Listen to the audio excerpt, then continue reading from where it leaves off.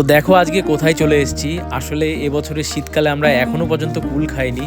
তো চলে আসলাম একটা বাগানে। এখানে একটা গাছ রয়েছে আর গাছে প্রচুর কুল রয়েছে, কিন্তু সবথেকে ভয়ের বিষয় হচ্ছে এই জায়গাটিতে প্রচুর পরিমাণে নাকি চন্দ্রগোলা সাপ রয়েছে। তো সেই কারণে এখানে কেউ আসে না।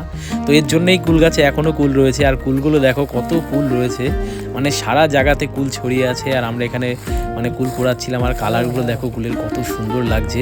তো কুল কুড়াতে কুড়াতে সেই ছোটোবেলার কথা মনে পড়ছে। কারা কারা এরকমভাবে কুল কুড়িয়ে মাখা করে খেলে আমাকে অবশ্যই কমেন্ট করে জানিও। সত্যি কথা বলতে আজকের দিনটা খুবই ভালো লাগছিল, যে এরকমভাবে ছোটোবেলার মতন আবারও সেই দিনটা ফিরে পেলাম, যখন আমরা ছোটোবেলায় এরকম কুল কুড়িয়ে মাখা করতাম। তো আজকে সেই জিনিসটাই করছি আর কি।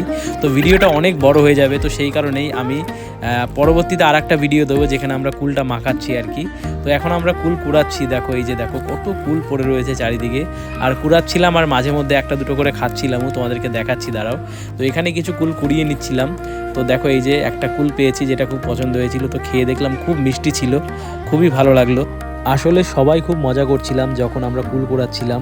তো পরবর্তীতে আমি আর একটা ভিডিও দেবো যেখানে আমরা কুলগুলো মাখা করছি। পরের পার্টটি দেখার জন্য চ্যানেলটিকে অবশ্যই সাবস্ক্রাইব করে রাখো। তো দেখা হচ্ছে পরের ভিডিওতে। বাই।